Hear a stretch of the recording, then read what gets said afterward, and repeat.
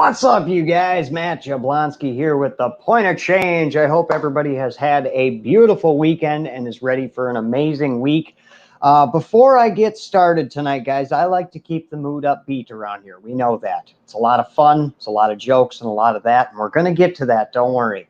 But when a serious conversation needs to be had, a serious conversation needs to be had. And some people that were pretty close to my family, friends of family, have been going through some rough stuff. I had a lot of people pass away in the recent time here. So I'd like to just, if anybody out there has had someone they've lost to addiction or just someone you've lost recently, go ahead and throw their name in the comments just to memorialize them quick. I'm going to list off some people that passed away this last week that have really affected my life. My sister-in-law's mother passed away. Her name was Denise Kempen. My brother just returned from up north going to her funeral. So that's been a heavy one on my heart. Some friends of the family, Franny Grega, Doug Lieball, everybody knows him as Pugsley in the Northwoods. Everybody knows Pugsley. He passed away. And my good friend of mine when I was growing up, his name was Adam Stigler. His grandpa passed away. So my heart goes out to everybody, all those names, of course, and their families and friends. And then a friend of mine right here in Whitewater, her name is Taylor. Her friend Kayla passed away. So my heart, my prayers goes out to everybody that's going through a tough time and missing somebody right now. Thank you guys. If you guys would throw up some hearts for everybody we've lost, throw up some care emojis, throw up stuff like that. Let's get some good things flowing though. We got to be happy. We got to keep celebrating, right? We're here, we're alive, we're pushing through. And tonight I have an amazing guest, Brandon Creamer, or as we know him, BClark, is here to share his story, his testimony of addiction, recovery, and the advocacy he does nowadays with his page, Junkie to Jesus. This guy has an awesome story. He's been a follower of mine for a long time. I didn't even know he made live videos for quite a while until I found out, and I was like, huh, well, that's cool. I love anybody that's trying to spread a good message in this world, man. Anybody that's out there trying to help people and share their testimony and like just do anything good. If you're just spreading positivity, you got a supporter right here at the Point of Change. So every Sunday night, I like to bring a guest on to share their story of addiction recovery for a little interview. We do a little discussion. We don't focus too much on the addiction, but we get through it. We get some basic stuff out of the way, get to recovery, any advocacy or anything they're doing with their life these days that you want to give a plug, you can do that. If anybody out there is interested in sharing their story, go ahead and get a hold of me, message the page. I would love to have you come on. So yeah, I think that's all I have. Oh, no, that's not all I had for announcements, guys. I have new supporters over on Patreon. We have Ashley Giza signed up as my newest supporter. Thank you, Ashley. You are awesome. I appreciate everything you do for my page. And then our new founding member of Patreon is Tammy Brooks with 41220. Thank you, Tammy, so much for signing up. Delilah Miller, thank you for being here. Shared it out. Thank you, Delilah. Patrice Wasp, thank you for the share. Brandy, oh yay, can't wait to hear. Right on, I'm excited. Guys, hit that share button if you haven't yet. Dana Moore, shared out. Tammy Brooks, love me, love you, Maddie. Love you, Tammy. Thank you for becoming a supporter. I love having you here. Luke, I fucking care about you. You are a strong person, and thank you for supporting us in recovery. Thank you, Luke. I appreciate that, man. You're a fucking strong person, too, and I fucking care about you back, bro. This is what we do, man. We just keep pushing through all this negativity. Vicky, RIP, Angel C, 9420. Guys, throw up some hearts for that. Love you, Vicky. Thank you for being here. Amber, man, someone surprised me today. Someone made a cross for me, and my baby that I lost, it's white and pink. Very thankful. That's beautiful, Amber. I love it when people spread just any bit of positivity you can spread into people's lives, guys. If you have the power to do it, do it. Belinda, Victoria, 62620, found alone, forever 25, my second cousin. Thank you for sharing that, Belinda. My heart goes out to anybody that's, pushing through the loss of a loved one. Okay, guys. Let's get this on. Let's get it on. Emma Guthrie, thank you for the share. Lisa Stonky, good to see you. Marsha Morrison, love you too. Thank you for being here. Stacy Anderson, right on. BClark says shared out. I hope this weird guy has something to say tonight. I don't know. He is a little off. Right on, BClark. I'm glad you're a little off, brother. I'm a little off with you. So you fit right in here. on the Point of Change, brother. Jeff Carroll, thank you for being here. Marsha Morrison, thank you for the share. Guys, throw up every heart in the world, and maybe throw up, I don't know, do they have a scared face? Because we're going to bring on Brandon Creamer from Junkie to Jesus. Throw up those hearts, guys. What's up, BClark? Man, it's so good to be here. This guy's a little strange. I don't know about him sometimes, but hey, I'm here. Hey, you're showing up and showing out, bro. That's what you got to do, right? Absolutely. Man, I got people messaging me like crazy. Good. You're live over here on the Point of Change, right? Yeah. So, cut the phone off. Anyways, man, it's so good to be here. Thank you so much for everything you do. I want to talk to you about one thing. I never got the chance to say this the other day. We didn't get back in touch. So, you did a live a few weeks ago about how your name used to be on with the Point of Change. And man, I've been trying to take, because it used to say from Junkie to Jesus with BClark on my blog, and I've been trying to take that off for months, and then I just gave up. And you did a live about it and saying, you're trying to take your name off and not have the recognition to self and stuff like that, and just be the Point of Change. And man, I dug back into it. And finally one day this option popped up, and boom, here it was. And I took my name off, and man, I was so happy about that. I was so happy to say just Junkie to Jesus. And right on, brother. Right on. I did. I used to be Matthew Jablonski motivational speaker, and then I decided, I thought about it, and I got some encouragement from other people that, some inspiration that, you should change it to the Point of Change, because nothing other than it said Matthew Jablonski motivational speaker at the Point of Change. And other than that, nothing said the Point of Change. So it was a little bit of brand recognition on that one, but a little bit of getting yourself out of it, stepping out of self and realizing this isn't about Matthew Jablonski. This is about everybody. This is about recovery and addiction. Guys, turn the volume up. This guy's quiet. It's funny you say that. That's normally a part of my story I forget to get to. I'm going to go ahead and hit that now. So I lost my voice due to drugs. Smoking crack, liquid went down and burned my vocal cords. Looking at going in and having a surgery done, hopefully sometime soon. Maybe I'll have a little bit of voice back. So no, I do not have the Rona. This is me. This is the way I sound. This is the voice God's given me, and people recognize me by it though. It's become a characteristic. I'll kind of be sad to see it go, but I'll be glad to be able to sing again. Definitely. So that's something that's going to get better? It's possible. I've got a couple nodes, like swollen spots on my vocal cords that they're going to try and go in and take off. Okay. All right. Well, hopefully tonight we give you a good workout and we don't overstress nothing, and you get a little speaking done and we get a good message out of you, right? There you go. Hydrate, lubricate. Yeah, absolutely. So, brother, why don't you start with where are you from? What's your drug of choice? Just give us the basics. Well, my name's Brandon, and before I dive into this, I would like everybody to know that a lot of my story is faith-based. I do run a faith-based recovery program. Please don't let that discourage you from watching, listening, changing this to your God of your understanding.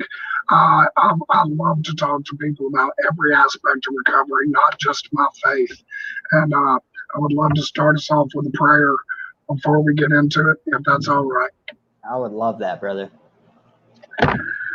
Dear Heavenly Father, thank you for today. Thank you for the breath of life that you have given me and allowed me to wake up and be here and be your vessel tonight. Father God, I just ask that you allow everybody to be able to receive a message, something they need to hear, something that may be missing in their life, missing in their recovery, missing in some aspect of healing or some area of self-worth.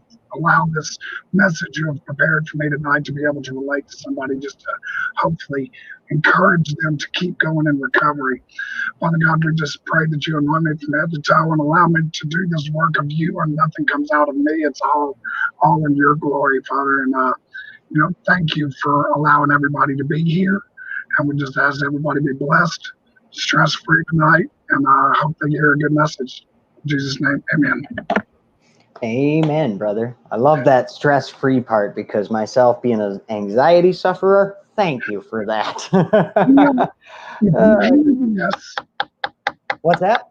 If you hear a tapping, that's me. I'm tapping. My girlfriend's in here, Delilah. She'll probably say something in the comments like, "What are you doing?" So, Right. Guys, if you haven't hit that share button, make sure you hit it. Angie, thank you for being here. Belinda, all kinds of amens rolling in. I love seeing that, brother. Amy, thank you for being here. Amber, awesome. Awesome. Brother, so where are you from? Let's go take us back to where this began. I'm from Birmingham, Alabama.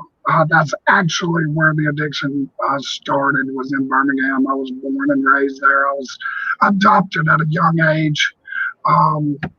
My birth parents were both addicts. My birth father died around 1989, and he died from a heroin overdose. So this has been in my genes for a long time. I was placed into a good home, a good Christian home. My dad was a cop. My mom was a nurse. Went to church. As a child, I went to a private school till 7th grade. Then we moved out to Clay, Alabama, which is trustful, is just outside of Birmingham. It's supposed to be a better area, they got me away from the hood, but the area was changing and stuff like that. And it was too late, at 11 years old is where I started doing cocaine and, trying to fill a void. I was molested by a neighbor when I was 9 to 11 years old. For my family that's watching, if anybody's in here, I know you haven't ever heard that before. This is the first time I've said it on a live video on Facebook. So I've said it in group shares. I've said it at testimony nights through Celebrate Recovery. So, well, thank you for sharing, brother. Just like to let y'all know that yes, that did happen. My several kids in the neighborhood when I was 9 to 11, and that's where I found drugs, and it helped and filled that hole, filled that void. Made me feel worth something, made me feel accepted at the dope house. I had a new crew of people to run around with and didn't have to worry about watching my back or anything like that. And then we moved out here and everything kind of did a flip. I had to quit. Cell phones weren't around for real in the early 90s. Yeah. It's a different world, right? Pagers was something only a doctor had, so I didn't have a way to get in touch with anybody. Right. So build that reputation all over again. When I was 15, I finally started doing that and doing drugs again. And then when I was 16, I went to a drug deal and was actually gang raped. And that was pretty rough. I was beaten, hit, raped, and I left naked in my car on the opposite side of town. That's when my view of people really changed. That's when I started gaining a hatred for God. Started looking into satanic Bibles and tarot cards and witchcraft and a lot of that stuff. And that's when a lot of the alcohol and party drugs started coming in, and anything and everything I could get my hands on. I did take a lot of pain medication. I had back issues from the time I was young. Always had this lower back pain. Never knew what it was. Let's see. By the time I was 20 years old, I gained a name on the street. My name was Kramer.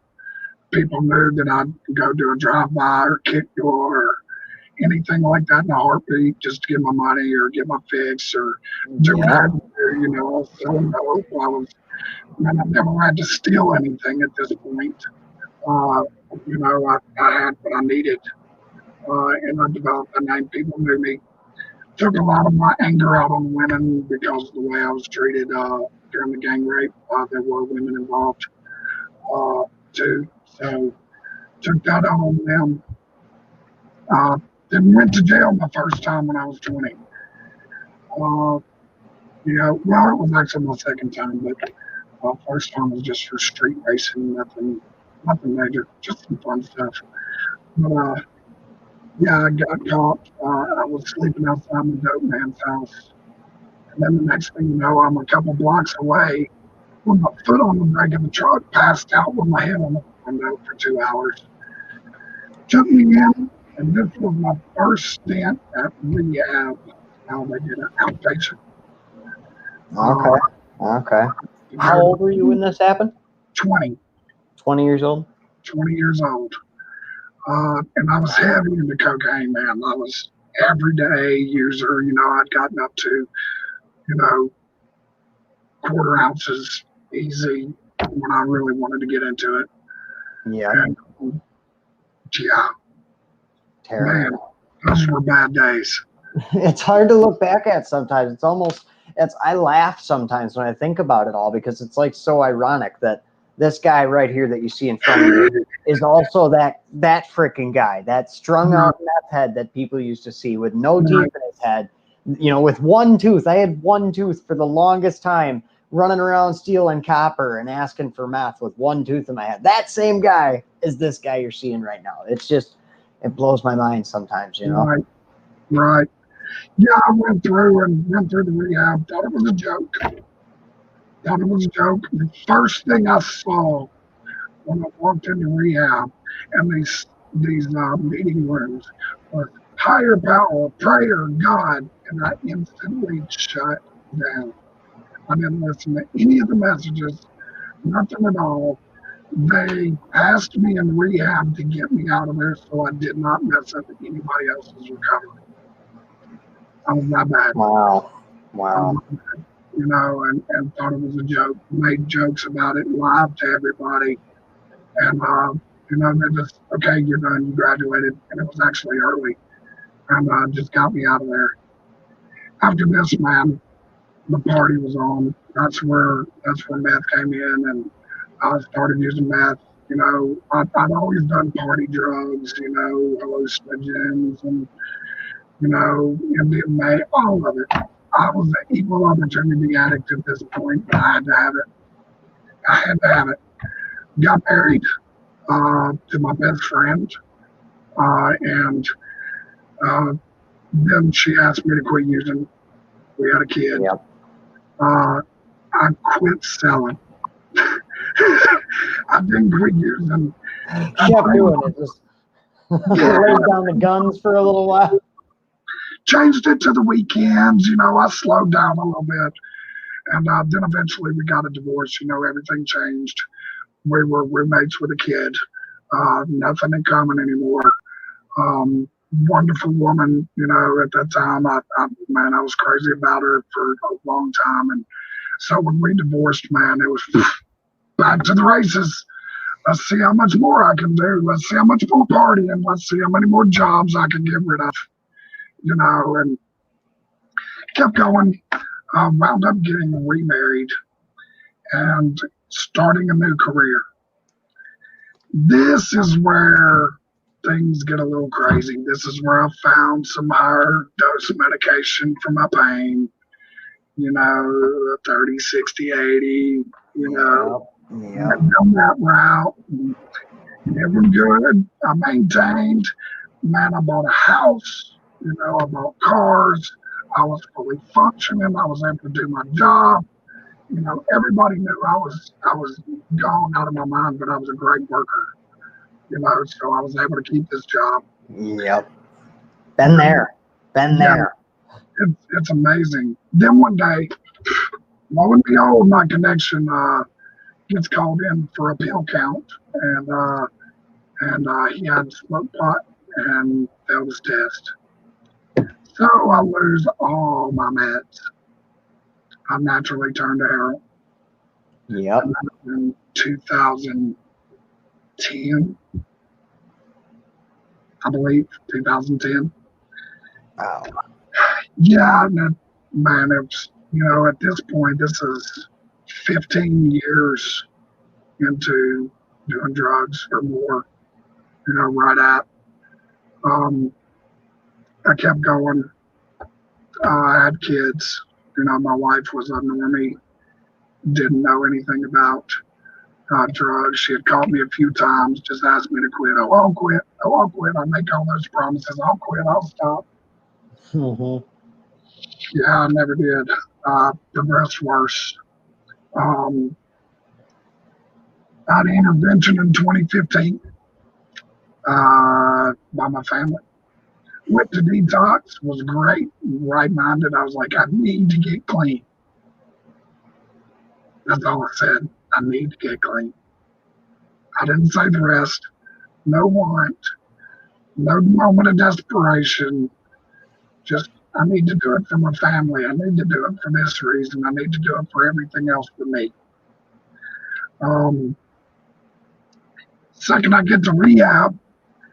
My cell phone didn't have service, and that was my only means of communications.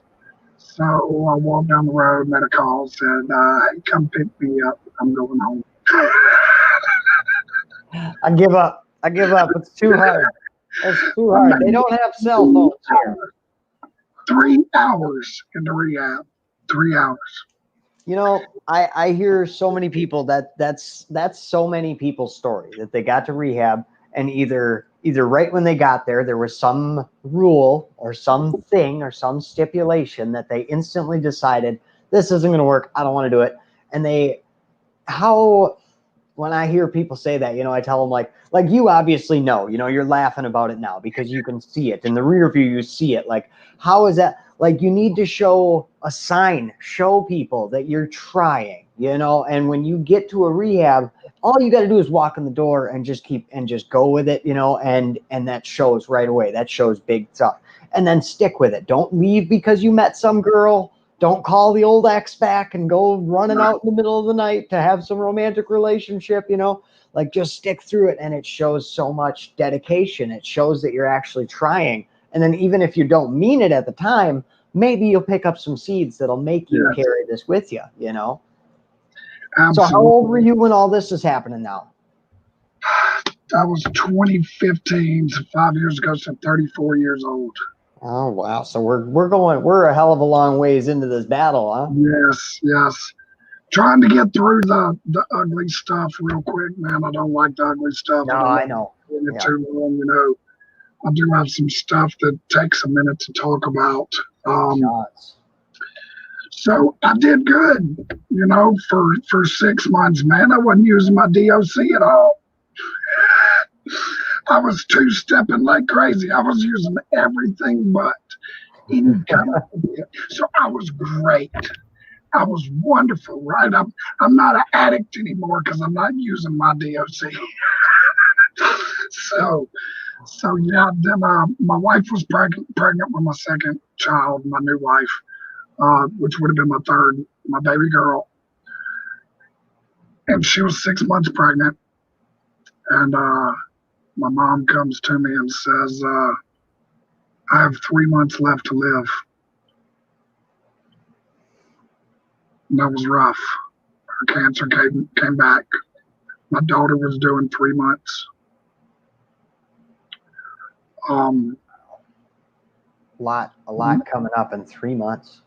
Yeah, and I didn't know how to handle it. Her cancer came back and all this, and I did okay for about a month. And then it started affecting my mom really bad. And then one day, at this point, I was on disability. I'd had surgery on my back, or was getting ready to have surgery on my back. I was filing for disability. I was in so much pain, mainly because the opiates had destroyed my receptors. But I didn't know that at the time. Yeah. And I finally just went back off the deep end and started coerced my family out of money at this point while my mom's on the deathbed. I'm manipulating money out of them and going back to using just like I was before. And Then my mom passes the day before. I told her it was okay. She didn't have to make it to see my daughter born. And when she passed that next morning, I thought it was my fault. My addict brain twisted every bit of that around and said, because I said this, she died. Because I told her it was okay, she's gone now. And I never got rid of that pain. Well, it took me years to get rid of that pain. So I did it the best way I could. I used using the needle and going to town and, man, just using anything and everything, mixing stuff together, speedballing like crazy, staying up, staying out. It was unreal. It was unreal. I didn't know the Christmas before when they did that intervention. They did that in January. The Christmas before, I was so gone out of my mind. The only thing I remember was I'm standing right here that night at Christmas. That's it. I don't remember people's faces. I don't remember who was here. I was gone. I don't remember seeing my mom. This next Christmas, I don't remember it. My mom was gone. I don't remember what I did. So I was in a really long relapse. Then my brother passed away on a date we all used to celebrate together, 420. He passed away. He was killed by a tree that collapsed on top of him while he was cutting it down. It split. And this was my biological brother I'd met 5 years prior. We'd been separated since birth. So when that happened, man, it was even farther off the deep end. I dug myself a grave. Everything kept going until November of 2017. That's when my wife found my pack. She found my zipper pouch. Everything in it. Oh, man. Out of my house, I want a divorce, which she had found small things. Good woman. She knew, like, she had given me chance after chance, but this time she found it all. There was no denying it. Mm-hmm. So I get a divorce. I don't remember that Christmas either. So January 11th of 2018, I just picked up. I hadn't used yet. Just picked up. It's on my way home. And next thing I know, I have paramedics pulling me out of my truck. I look to the right and I see my truck and it's all smashed. All on the driver's side. And I look to the left and I see the other car. And I still have that image burned into my mind today. Get to the hospital. I have a scar. I don't know if y'all can see it or not. Yeah, right I here. can see it. My eyebrow had to be reconstructed. I had a brain bleed, a little twist in my ankle, but I walked out of this accident. And the other driver did not. I'll never forget it at all. And she was pregnant. And I found out at the hospital it was my best friend's girlfriend. It was just in my house right at Christmas. Holy hell, bro. Yeah. Of all the people, of whatever happened, my addiction played the part in somebody else's life. Whether, I wasn't using at the time, that doesn't matter. I was going to do something to do with addiction and somebody else lost their life. And it hurts. Wow. It Yeah, take a second, bro. You're good. Wow. Wow, man. I can't even imagine, brother. Okay. Yeah, it still stings. It's why did I walk out of this accident? I wanted to die. I had already tried to die. I'd already tried overdosing, man. Suicide did not work for me. I was so mad at God. Why did I live? I want to die. Why, if you're up there, why are you doing this to me? This is absolute hell. Why me? April 27th, I get arrested for this accident on the charge of murder. I go to jail, I bond out. That weekend, I try to overdose. And I go into community corrections Monday morning, and I'm still going out of my mind. So they revoked this. Thank you for that. Got you, brother. That, yes. They revoked my bond. I couldn't even be in the cup, and if I had, I'd have melted it. Oh, would have gone straight through. That wouldn't have been able to test it anyway. I was still that gone. So I'm in jail for a little while now, and I get to wear. You ever seen those turtle suits in jail? Do you know what I'm talking about? Yeah. That Velcro green skirt, man, it makes you feel all sexy. You just take it off and run around naked. I'm in this room, the light never goes off. It's a plastic bed, me, turtle suit, and a roll of toilet paper. That's it. They wouldn't allow me to have a cup for more than 10 minutes. You'll kill yourself with that. Horrible. It's horrible. In this cell, these walls were slamming me. When you're no good, what have you done to your family's name? You'll always be an addict. You're a piece of crap. You're worthless. Just slamming me, man. And I fell victim to it. I wanted to die while I was in that cell. Then finally, I started hearing people, man. My mind got a little clear, and they started talking about church on Monday nights. Church comes to jail on Monday nights. I'm like, why would church come to jail? This is jail. Why do they want to come in here?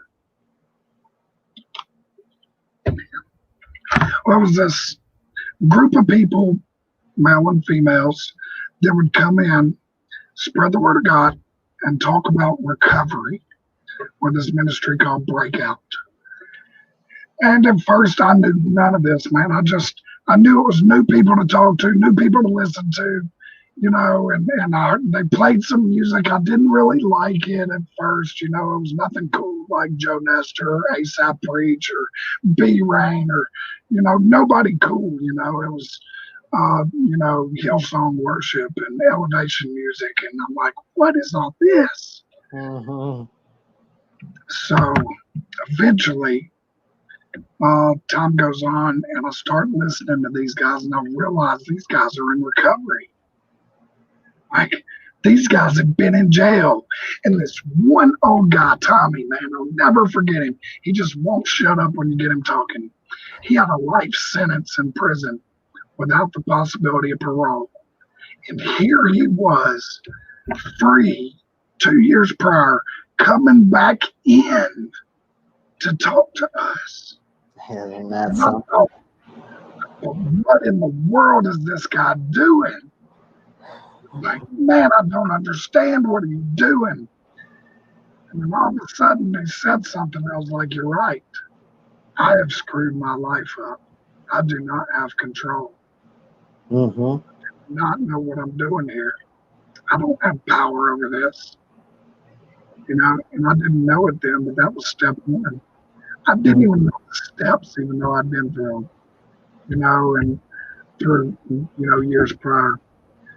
So eventually I accept a blue chip through Celebrate Recovery, because the Breakout ministry was Celebrate Recovery. I actually have a blue chip right here. Nice. It's a piece of paper, because in jail, you can kill yourself.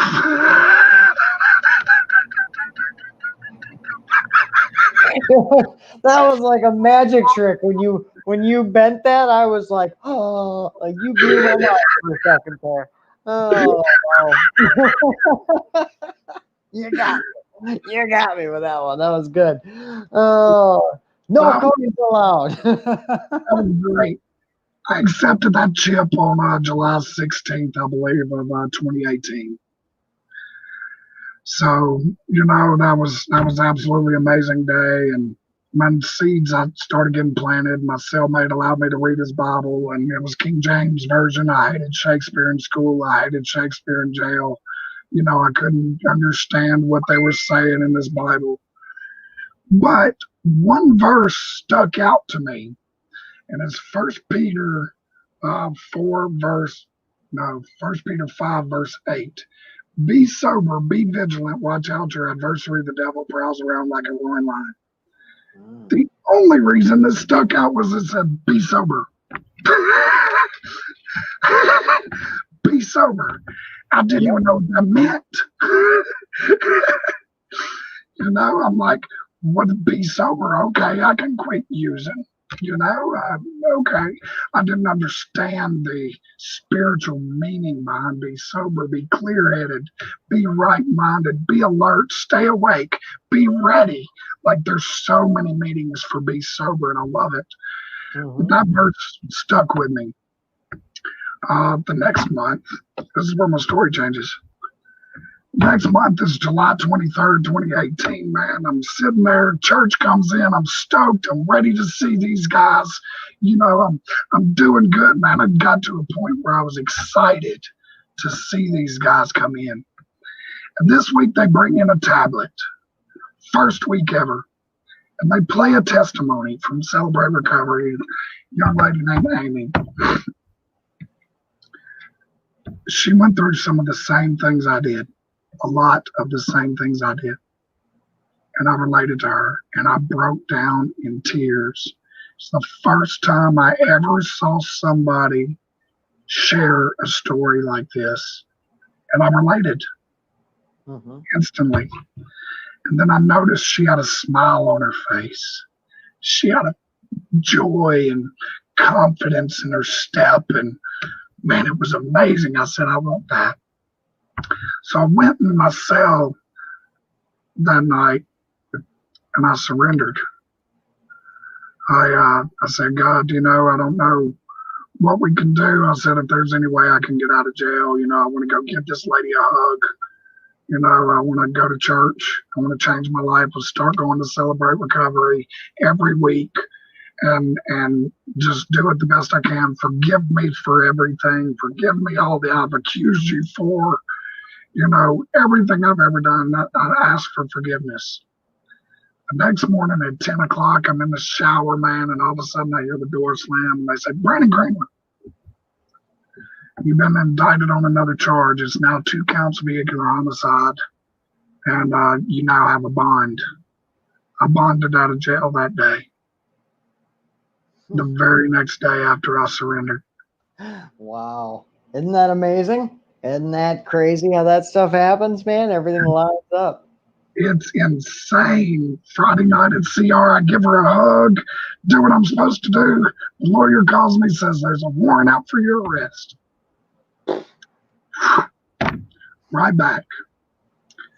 I go into community corrections the next week. I continue doing my drug test, call it color code, and I meet with the judge. They allow me to stay out temporarily. I found out a month later when we actually went through it that the grand jury made a mistake. They did not see the note on my file that said bond is revoked. Do not issue a new bond until the trial. I was out of jail on a mistake, or was I out of jail because God deemed it be that he covered up that note and said, you are now free. What are you going to do? And that's where I realized my life was now going to be about God and doing works for him and following through. It's okay. Now I made a promise. Now I got a recovery to go to and went through all that. So yeah, that was 2018. I was only in for 3 months. Go through the 12-step program. Lawyer says, they're seeking a life sentence for you. And at that time when I heard that, I immediately forgot everything that I had learned. I was ready to run out to the street, and just go ahead and run, fly, get high, and die. That's what I wanted to do. But instead, I put my tools to work. I called my sponsor. I got in a meeting. I went to church. I went to CR. I prayed. I talked to God. I did everything they taught me as soon as I took a moment to pause. Instead of letting myself take over, man, I paused. And upon doing that, man, so many blessings have come. I'm still going through drug court. I'm still going to celebrate recovery. I've probably missed 6 nights in the past 2.5 years. I think that's May 1st, 2018. I haven't used since then. I have, become a service leader in my church. I've served at one Celebrate Recovery. I'm now becoming a service leader in ministry at another Celebrate Recovery, doing teachings, getting ready to continue doing God's work. And I've gone through 2 12-step programs through Celebrate Recovery.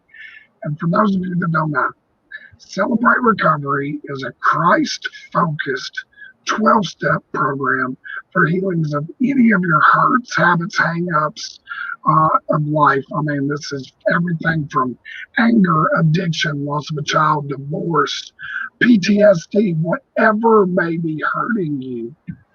They can help you with that and help you release that spiritually. And, drugs is just something we did to cope with the things that happened to us. And, it's amazing to be able to get out here and do this service work, letting God work, letting God move, allowing Him in our lives, those moments of surrender, and making things right through our amends. This program is designed so wonderfully. I thought the whole world needs a 12-step program in 2020. That's what I believe right now. Definitely. We all can use a little recovery today, I'll tell you what. Yes, absolutely. I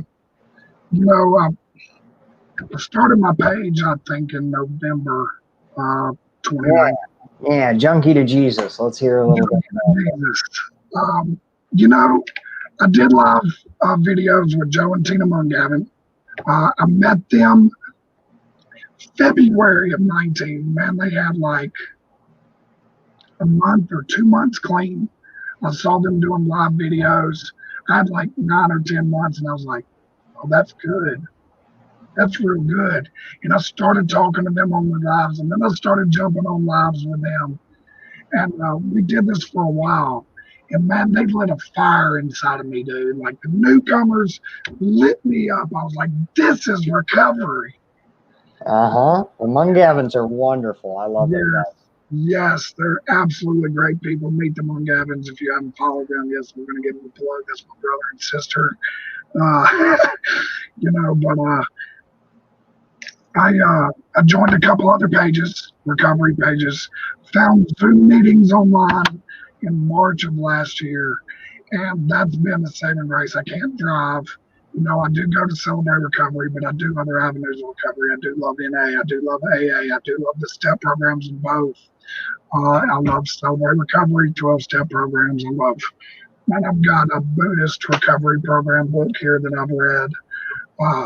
There's anything that can give me tools and knowledge to help me stay clean another day. That's exactly it right there. Fire from everywhere. Yes. So eventually we started our own page, and I started doing lives every day just on that page at like 10:30 every day. And I loved it. I read out of the Celebrate Recovery devotional, this book right here. Oh, okay.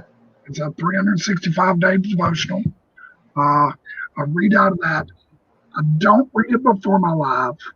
I read it and I let God talk, man.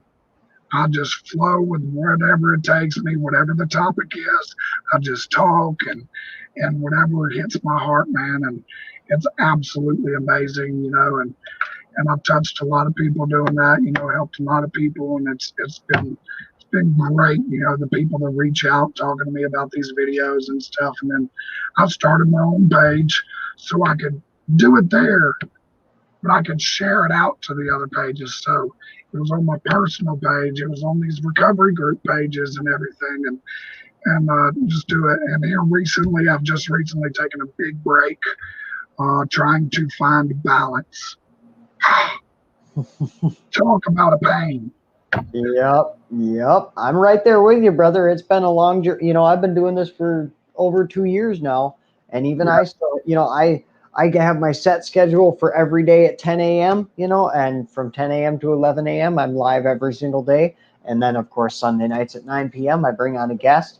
But, even with the posts, sometimes I need to, I think in the future, I'm going to have to schedule those, because I need to be able to prioritize life, because there's sometimes when I'm with my family and friends and I'm on my phone the whole time, and I don't want that to start happening too much, so. Right. So I feel you. One thing I want to say real quick is I've had back surgery. I've had a fusion in my L5 to S1, rods in my back, everything, whole 9 yards.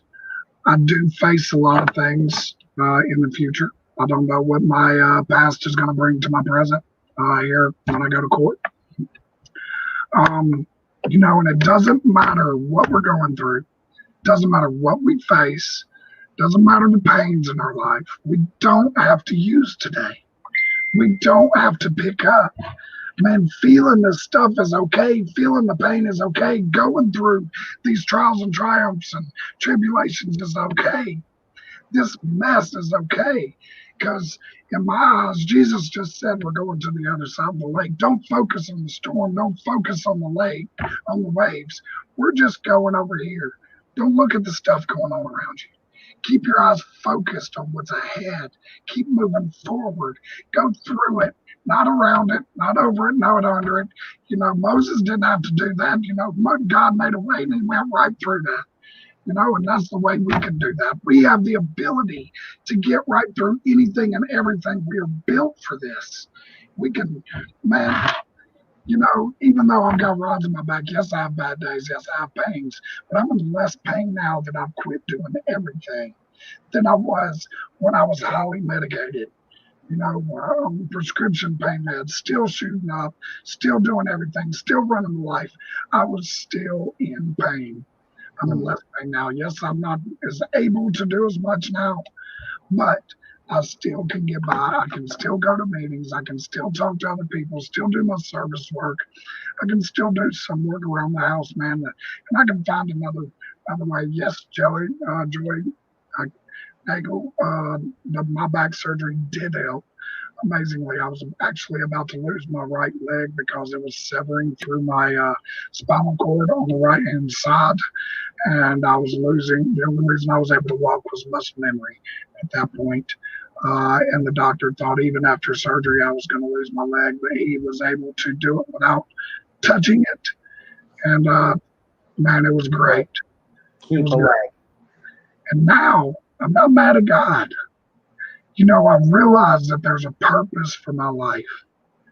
I realized that it wasn't about my timing or anything else. I had to go through a lot of stuff to gain strength, to gain knowledge, to gain wisdom, to gain ability and all this stuff to be able to relate to somebody else. If you have drugs in your system at the time of the wreck, whether they're prescription or not, if it says do not operate machinery, you can be charged if somebody is injured. And a lot of people don't know that. You can be charged if you're taking medications correctly. Mm-hmm. And kids don't know that. People in addiction don't think about that. Nothing, and I'm looking at a life sentence and looking at time away from my kids and my family. And I get this opportunity right here to be able to spend time with them, rebuild relationships. I've been out for 2 years, and I'm very grateful for that. But if there is a chance that I do have to go to prison for any amount of time, I need that to be my mission. I can go in there right-minded. I can go in there thinking about God, thinking about recovery, and hopefully be able to spread a message inside there as well. You know, there are people in there that are hurting just as well, that have the same pains, just like we do. When I was in jail, the only thing I had was Monday night church. I had no recovery literature. I had nobody to talk to me about the Bible. I had none of that stuff, none of it. And that needs to change. I beg those guards, can you help me find something about recovery? I want to change. I want to be a different person.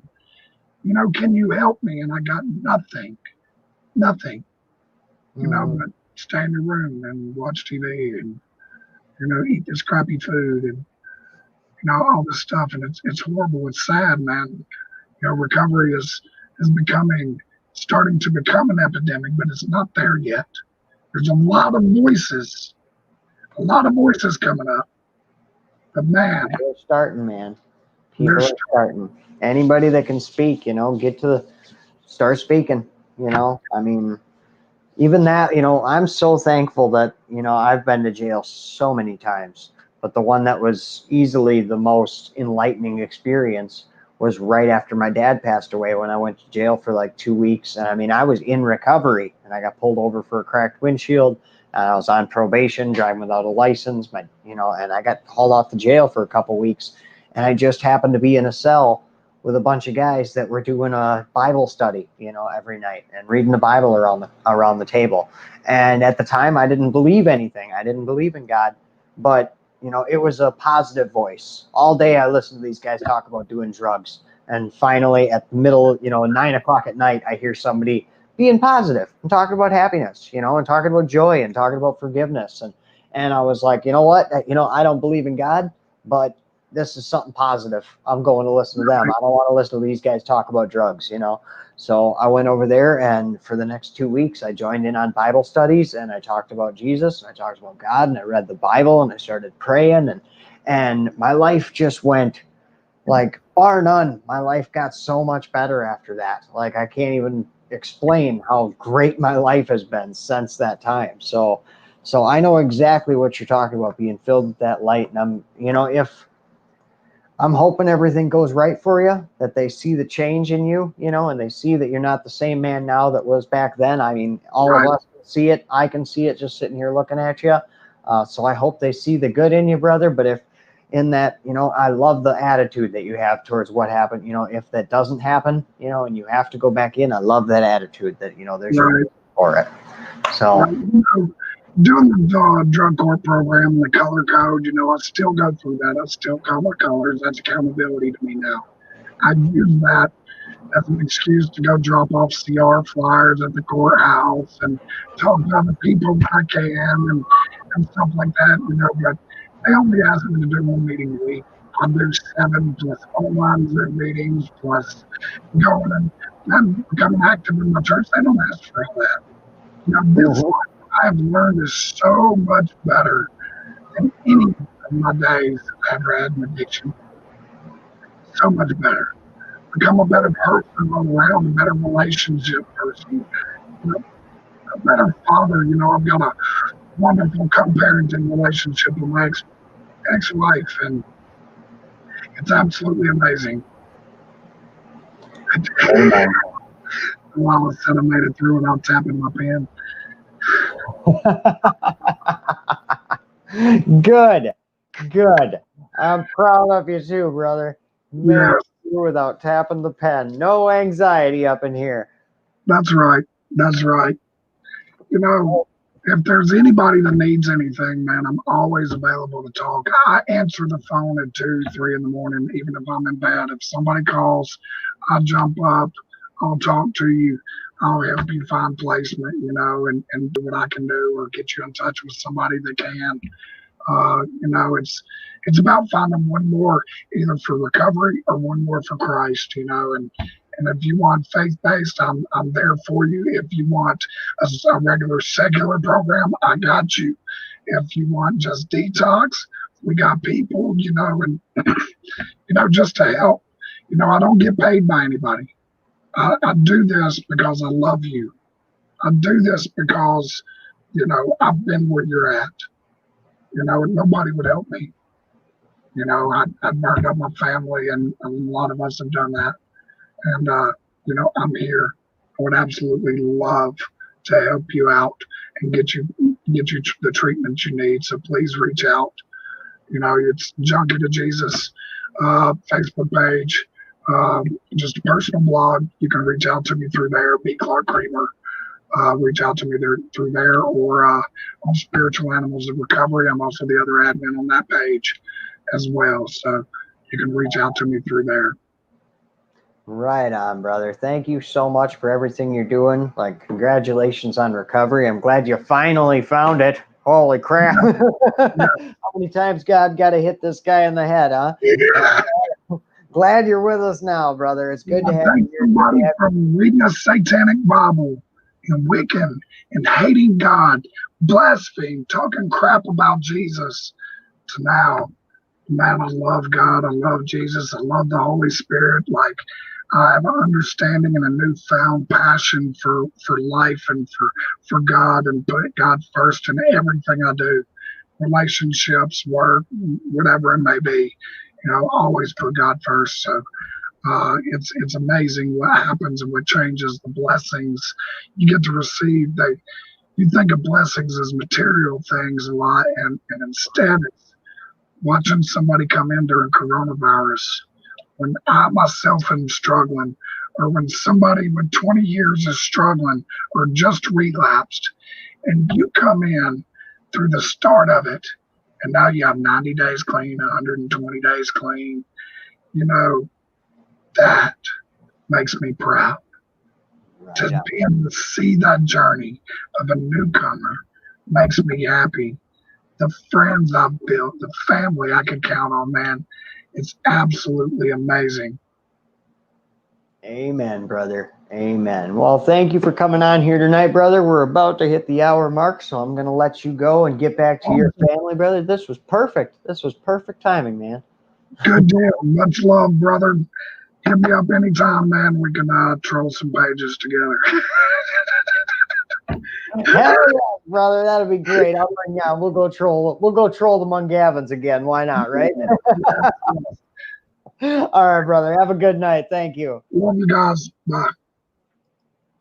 There you have it, ladies and gentlemen. The Pointer Change meets Junkie to Jesus, BClark. Thank you guys for being such an awesome audience. As always, if you didn't like the video yet, make sure you guys hit that like or love. Share this out. Somebody should hear this story. Holy crap. Talk about an emotional roller coaster. So many times that this story got to the point where I was like, oh man, this is it. This is great. And then, wow, like right back into it. You know what I mean? Like, so up and down. Wow, what an amazing testimony. So, what you can take away from this, guys, he left us with so many amazing messages. But what I'm taking away from this is, no matter what you're going through, there's always something positive. There's always something good in every situation we face. And those troubles and trials and tribulations you've gone through are not meant to stop you. They're not meant to hurt you. They're not meant for bad. They're meant to shape and mold you into the person that you're going to become in your future. And that's a beautiful thing. I hope you guys had a beautiful time tonight. I hope you all had an amazing week. And I will see you tomorrow morning at 10 a.m. right here on the Pointer Change. Until then, stay happy, stay healthy, and stay clean.